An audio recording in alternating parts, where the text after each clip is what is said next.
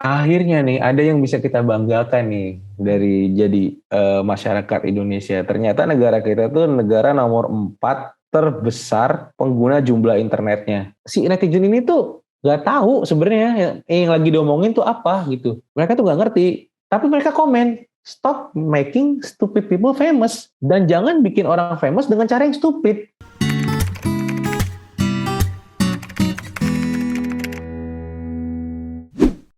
Halo, selamat pagi semuanya. Selamat datang di kelas course Viral Marketing 101. Kali ini teman-teman bertemu dengan saya, Reinhard Giovan Pardede atau biasa dipanggil Reinhard.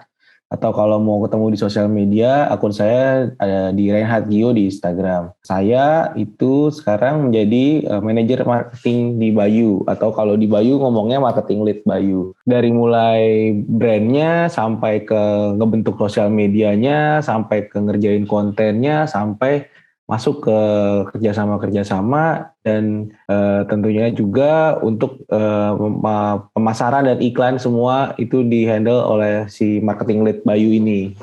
That's enough about me. Saya udah nggak sabar buat belajar bareng sama teman-teman. Kali ini kita pengen belajar tentang netizen plus 62 atau netizen negara Indonesia. Apa sih netizen itu? Netizen itu gabungan dari dua kata yang adalah net atau internet. Dulu tuh net doang. Habis itu ada citizen, yaitu penduduk. Jadi seseorang atau kumpulan orang yang berperan secara aktif dalam meningkatkan nilai daya sumber intelektual dari dan sosial dari internet. Jadi tadinya itu memang tujuannya si netizen ini tuh kelompok atau orang-orang yang bekerja sama nih, kita harus membuat sebuah nilai daya tambahan dari internet ini. Kemudian daya tambahan itu seperti apa sih? Pertama adalah keterbukaan akses, di mana semua orang bisa mengakses informasi dari seluruh negara yang terkoneksi melalui internet. Beda dengan zaman sebelum ada internet, ya semua berdasarkan sumber dari bentuknya printed atau buku atau majalah atau TV, video saja. Dan itu tidak terkoneksi dengan internet gitu. Kemudian apalagi sih yang dijunjung dari nilai ini? Kemudian adalah netralitas atau kebebasan berbicara. Karena di sini tidak dimoderasi dan tidak melalui censorship dari media atau editorial seperti itu. Nah, pada perkembangannya netizen menjadi kosakata yang menjadi seseorang atau kumpulan orang yang aktif di sosial media nih, karena dia akan aktif men-share, aktif membuat konten, dan aktif menanggapi dari konten-konten yang ada gitu. Historinya gimana sih? Historinya itu terjadi oleh seseorang dari Boston, yang lahir di Boston, yang dia adalah Michael Frederick Houben. Dia itu seorang ahli teori dan penulis internet.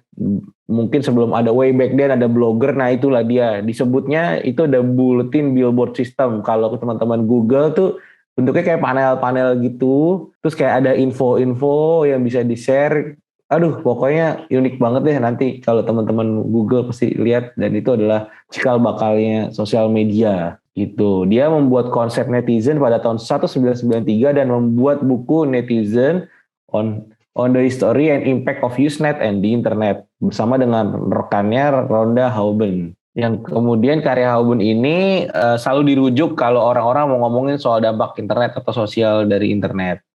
Kita ngomongin sekarang media sosial. Media sosial itu media online yang digunakan satu sama lain oleh para penggunanya dengan mudah, berpartisipasi, berinteraksi, berbagi, dan menciptakan konten.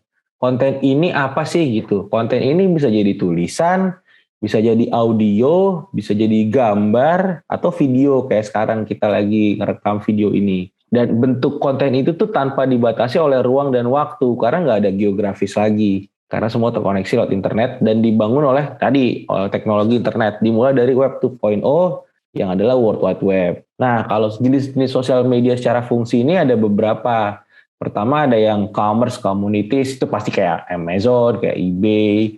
Habis itu kayak social networking fast, pasti ada ada kayak LinkedIn, Facebook. Habis itu ada virtual worlds, itu banyak ada game-game virtual di luar sana kalau teman-teman bisa Google. Habis itu ada social news dan website, yaitu kayak di luar negeri ada Dik, ada Reddit, dan di sini tuh kayak ada Kumparan atau Kompasiana tuh juga ada. Dan itu yang melalui si platform tertentu. Habis itu ada juga microblogs. Habis kemudian ada blog. Kemudian ada collaborative project sih kayak si Wikipedia. Habis itu ada content communities di mana kita bisa sharing dan berbagi bersama anggota di komunitasnya. Ada Flickr, ada YouTube, ada SoundCloud gitu. Kemudian kalau secara passion point atau secara jenis konten nih umumnya kebagi jadi 4. Pertama itu kebagi lewat konten bisnis kayak LinkedIn. Habis itu ada social status alias berbagi apa yang di dalam pikiran kita, apa yang sedang kita kerjakan, apa yang kita lakukan tuh kayak Twitter, Facebook, dan Instagram dan lain-lain. Atau ada juga yang entertainment, ini yang sifatnya streamer. Ada YouTube, SoundCloud, atau Spotify, atau virtual life juga ada Tumblr, tapi udah nggak ada lagi makanya kayaknya. Habis itu ada, kemudian ada knowledge ini ya pasti kita semua tahu ya dengan TED dan TEDx-nya dan Wikipedia-nya gitu. Nah ini sejarah sosial media, ini saya pakai diagram kayak gini biar saya aja yang jelasin langsung. Seperti yang tadi dijelasin, dimulai dari way back then, dari sebelum ada World Wide Web sudah mulai dibangun namanya bulletin board system. Nah ini tuh biasanya dipakai bulletin board system sekolah mana, bulletin board system kecamatan mana, atau komplek mana. Nah itulah yang kita pakai, masih berdasarkan geografis karena masih ada kabel dan masih terbatas sekali. Kemudian di 1997 ada Google udah register dan masuk lagi nih, udah mulai World Wide Web. Nah ini udah makin seru nih dari 2003 nih, ada yang mengalami nggak nih di sini nih. Dulu ada namanya MySpace, bahkan ada LinkedIn tuh udah dari 2003, habis itu lanjut ada Facebook. Nah sebelum MySpace dan Facebook tuh ada Friendster. Nah ada nggak tuh yang inget tuh tahun 2002 ada Friendster. Dulu saya masih jadi ketahuan umur dong. Dulu saya Friendster masih SMP tuh pertama kali mengenal sosial media tuh di Friendster. Kemudian masuk ke YouTube di tahun 2005. Itu waktu dulu tuh YouTube 2005 tuh masih nggak kayak sekarang lah resolusinya. Video yang saya pertama kali nonton saya masih inget tuh yang Symphony in D Major. Coba cari deh, pasti tahu lah teman-teman. Itu all time setnya YouTube itu udah paling oke zaman dulu. Wah kita bisa belajar main gitar secara free. Oh ternyata kayak gini caranya mainnya. Kemudian ada video band-band, video-video musik yang selama ini kita nggak bisa dapetin tuh diupload sama orang-orang di YouTube. Itu cool banget. Zaman dulu kita sangat terbatas. Sekarang kita punya harapan bahwa kita punya media, kita punya alternatif media yang bisa men-share sesuatu yang kita suka tanpa batasan-batasan geografis ataupun waktu. Itu dari YouTube, habis itu masuk ke Twitter microblogging. Kemudian di tahun 2008 tuh, dulu saya ini anak komunikasi Unpad nih. Selalu saya pakai tuh Cloud Launch. Si Cloud itu social media score. Jadi kita tinggal masuk sosial media kita, dulu tuh si Twitter kita masukin. Nanti dia menerjemahkan berdasarkan keyword-keyword yang kita pakai, seberapa aktif kita pakai, nanti dia ngebagi berdasarkan jadi 12 atau 16 kategori gitu. Dari mulai yang cuma mantau-mantau sampai yang pemimpin sosial media tuh ada situ semua. Dan itu kita sering pakai buat dek-dek, buat presentasi-presentasi tugas kuliah, atau buat presentasi freelance atau magang. Nah 2010 nih baru muncul Instagram, belum kayak sekarang, belum dibeli Facebook. Instagramnya masih jadi tempat kita foto apapun itu bentuknya kotak, selesai. That's it, simple. Kemudian masuk ke 2011 kita ada Snapchat sama ada Google Plus yang kurang begitu ramai di Indonesia ya. Habis itu ada Twitch juga. Kemudian ternyata sempat ada MySpace relaunch tapi hasilnya nggak signifikan, atau orang bisa bilang ya udah lupa karena fungsinya MySpace ternyata ada di Facebook juga dan ada di Instagram juga. Jadi kita bisa terkoneksi dengan band-band idola kita, musisi-musisi idola kita di sesama negara lah yang bisa mudah diakses. Ternyata lebih mudah lagi nih sekarang, nggak perlu. Bahkan ya itu tadi karena kita mudahnya berkarya, kita fungsi media record label tuh jadi nomor 2 sekarang, karena yang penting karyanya dan yang penting people like it or not gitu. Itu bisa langsung di sosial media. Kemudian nothing, ya nggak ada yang impactful banget dari tahun 2013 sampai terakhir itu. Kalau yang ramenya itu di Indonesia ya, itu kita kemarin tuh ada aplikasi yang audio based, itu namanya Clubhouse. Jadi kayak ada moderated gitu. Sebenarnya di tahun 2016 tadi lupa ada TikTok juga yang sekarang lagi booming-boomingnya nih. Dan si sosial media ini tuh selalu berkembang berdasarkan teknologi yang ada. Dulu zamannya 3G masih bisa upload foto doang sama gambar. Sekarang makin 4G, makin video.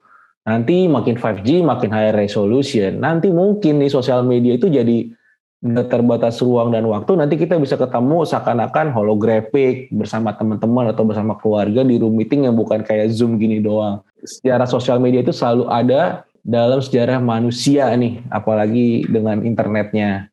Dan apalagi orang Indonesia suka banget ngobrol baik itu dalam secara lisan maupun dalam texting. Apapun bisa diobrolin sama orang Indonesia.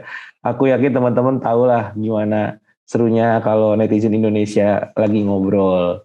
Nah, kita tadi udah ngomongin sosial media dan kita juga udah bahas-bahas dikit tentang media massa tadi kan. Bedanya apa sih gitu? Bedanya sosial media sama media massa itu apa? Kita bisa jelasin di kolom ini. Pertama itu pemilik media. Kalau pemilik media massa itu sudah pasti harus berbadan hukum, diterbitkan oleh instansi legal dan formal. Sementara kalau media sosial ya semua orang bisa on the content. Semua orang, mau itu perorangan, mau itu instansi atau community, mau itu formal, non-formal, itu bisa punya sosial media. Yang bedanya adalah sosial medianya kita yang punya akunnya, tapi platformnya itu yang punya institusi, yang pemiliknya. Kayak misalnya Kompas bikin Kompasiana, ya Kompasiananya yang punya, atau Facebooknya yang punya, atau LinkedIn-nya yang punya. Itu platform doang, mereka nggak bikin konten. Yang bikin kontennya adalah kita sebagai pengguna sosial media. Kemudian bentuk komunikasi, this one is very critical, karena inilah yang nggak dipunya oleh media massa. Bentuk komunikasinya mass media itu satu arah, contohnya kayak TV,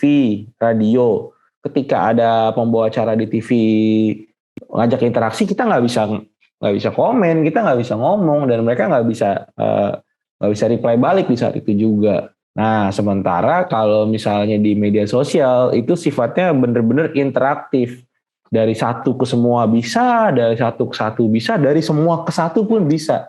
Makanya aku tadi ngomongnya di sini multi arah. Kemudian lagi ngomongin soal distribusi konten. Karena ya media massa itu pasti kan besar dan itu punya saluran sendiri. Media massa itu bersifatnya luas dan umum. Dan semua konten yang dikeluarkan itu sudah dikurasi terlebih dahulu. Gitu. Nah, kalau media sosial ya ini benar-benar terbagi dari macam-macam segmentasi nih, segmentasi kegemaran, segmentasi kepercayaan gitu, dan pengaruhnya ya bisa jadi pengaruhnya kecil atau bisa jadi pengaruhnya besar ketika seseorang yang punya suara besar, punya follower juta-jutaan, ketika dia menyampaikan opininya itu bisa menggiring opini setidaknya orang-orang yang follow dan fans beratnya si orang tersebut. Kemudian kalau dari sumber konten, kalau media massa itu sudah pasti mayoritas dari perusahaan medianya. Ya kalau RCTI ya RCTI-nya yang bikin kontennya. Ada tim kreatif, ada tim produksi, ada tim manajemen di dalamnya. Kalau media sosial ya kontennya dihasilkan para pengguna platform. Ya kalau misalnya dari situ kita lanjut ke produksinya nih. Produksi TV itu produksi media massa sama media sosial tuh bedanya apa? Ya kalau produksi media massa ya of course pasti skalanya besar karena di situ ada tim yang banyak dan di situ ada produksi, ya pasti skalanya harus besar karena bisnisnya harus berjalan. Nah sementara kalau di media sosial nih ya umumnya sih nggak besar timnya. Ya kalaupun dia medianya sudah gede ya mungkin baru ada beberapa SDM di dalamnya ya. Mungkin itu juga, tapi itu nggak banyak yang skala besar. Seringnya sekarang malah perusahaan-perusahaan yang brand-brand yang bukan media massa, akhirnya mereka masuk ke media sosial dan mereka punya tim sendiri nih. Mereka produksi sendiri. Dan itulah yang sering terjadi nih di global ataupun di Indonesia ya. Jadi mereka punya tim sendiri buat mengerjakan konten-konten di sosial medianya dia, di Instagram dia, di YouTube dia, di TikTok dia. Itulah yang menarik nih dari media sosial hari ini gitu. Kemudian kalau kita ngomongin moderasi konten itu adalah proses dari mana sebuah ide kontennya sebelum jadi sampai dia jadi.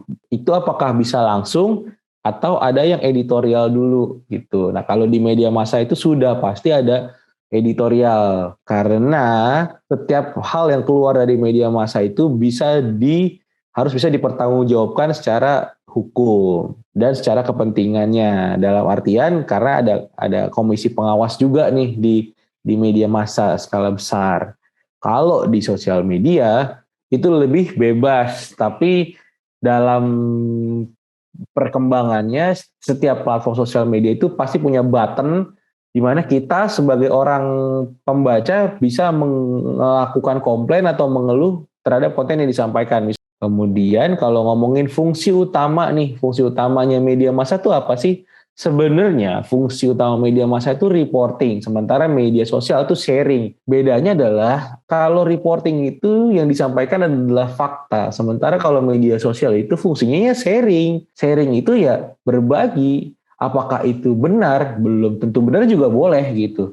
Apakah itu fakta? Opini juga boleh. Kalau saya ngomong bahwa saya menyatakan bahwa bubur itu paling enak itu bubur yang tidak dicampur. Itu menurut Reinhardt. Anda tidak bisa mengutip itu menjadi sebuah fakta. Karena teman-teman harus menyampaikan bahwa menurut Reinhardt di konten sosial medianya, dia bilang bubur yang paling enak itu bubur tidak dicampur. That's why there's a lot of different nih di masalah konten dan masalah media sosial. Sayangnya untuk di grup-grup umur tertentu, terutama yang lebih senior, itu suka lupa terkait hal itu. Dan itulah kita nih teman-teman yang ada di sini nih, kita tuh punya tanggung jawab nih untuk sama-sama membuat Indonesia bisa lebih maju lagi dalam sesi konten nih, dalam segi konten, dalam segi sosial medianya gitu. Kita tadi udah ngomongin validity ya.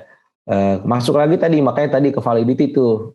Kontennya lebih valid, satu lagi ya harus diverifikasi karena kan opini. Nah kalau dari pemirsanya nih, dari audiensnya, ya media massa tuh pasti lebih besar, lebih umum dan impersonal. Kalau dibilang, oh ini kontennya ini lebih ke anak muda dan itu hanya pendekatan doang. Ini kontennya lebih ke ibu-ibu, itu pendekatan aja karena nggak terlihat nih. Sebenarnya nggak terlihat data-data audiensnya gitu. Sementara kalau di media sosial, karena yang mengakses pun harus majority-nya punya akunnya, platform itu jadi tahu apakah si konten sepedaan itu banyak diakses oleh orang-orang yang punya segmentasi umur muda atau dewasa muda atau justru lebih senior. Itu yang beda nih. Kalau yang media sosial itu kita known, kita tahu jadi personal dan kita jadi ngerasa ada feel dari community. Community-nya itu bisa jadi community orang yang suka terhadap hal-hal tertentu sesuai dengan hal yang kita sampaikan. Nah, ini kita mengenal lebih dalam nih terkait netizen dan pengguna internet di Indonesia. Ini datanya dari We Are Social 2021.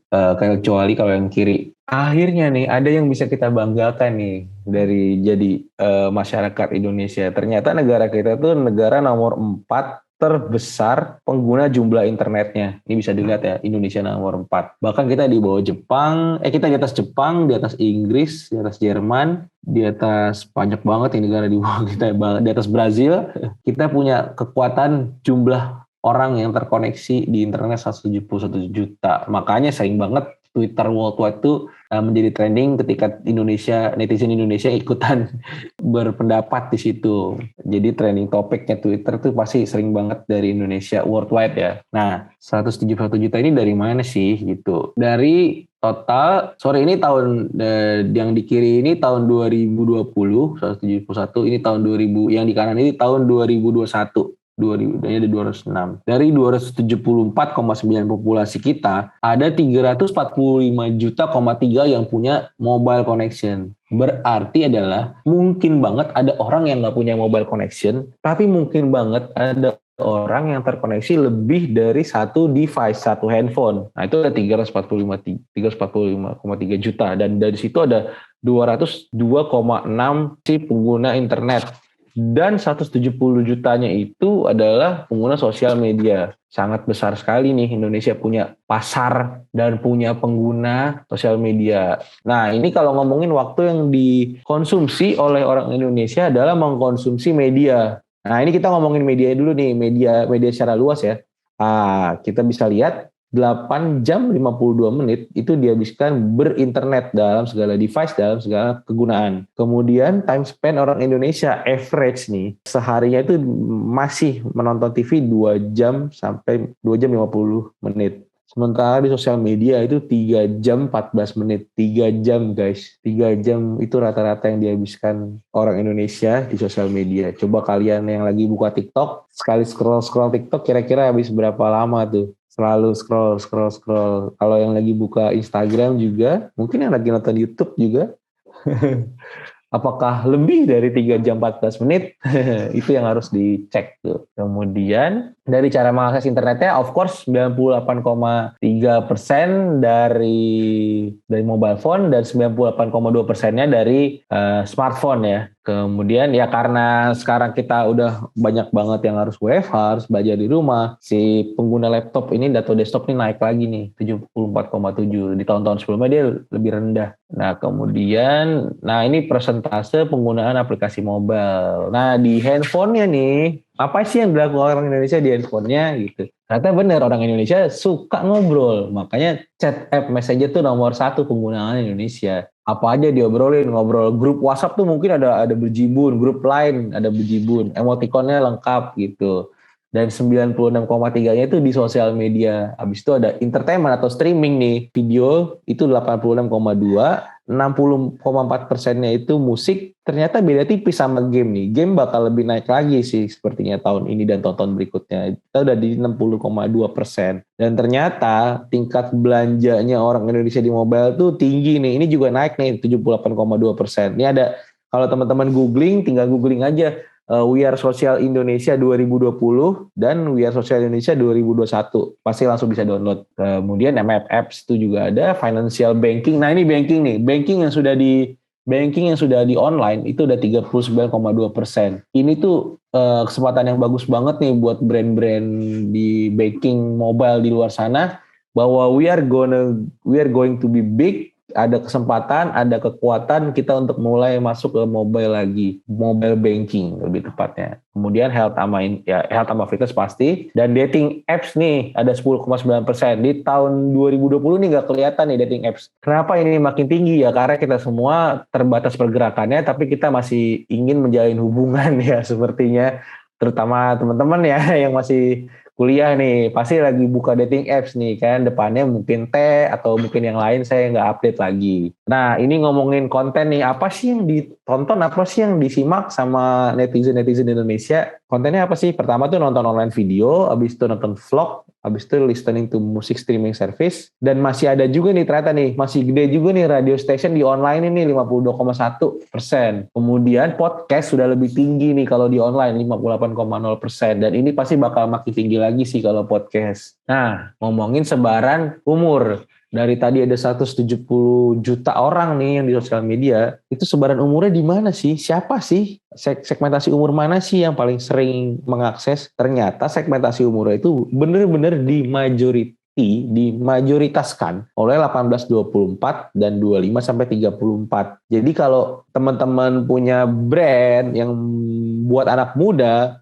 ya itu udah pasti harus ada di internet. Kalau teman-teman punya pekerjaan nih, pekerjaan teman-teman itu segmentasinya untuk anak muda, ya pasti di internet, pasti di digital. Itu harus dijadiin nomor 1 karena ya the market is in here gitu, audiensnya di sini gitu. Dan ini adalah menjadi apa ya, kalau saya bilangnya ini tuh segmentasi umur ini tuh 18, 24, 25, 34 itu adalah generasi emas kita untuk membangun bangsa nih, dari digitalis ini nih yang bisa membangun bangsa. Membangun bangsa gimana? Membawa segmentasi umur yang lebih senior 35-44, 45-54 dan seterusnya, itu untuk bisa lebih memahami lagi nih tentang digital, memahami lagi nih cara kebang yang tadinya harus kebang bisa lewat jempol. Nah, jempolnya 18-24 sampai 25-34 ini harus lebih mengajarkan yang seniornya, tanpa melupakan mengajarkan juga ke juniornya untuk cara-cara mengakses internet dan sosial media dengan baik. Jadi tidak kebablasan lah kita ngomongnya dari sejak kecil ya. Karena Gen Z nih kita ngomongnya, Gen Z itu dari kecil udah terkoneksi dengan internet. Kalau kita nggak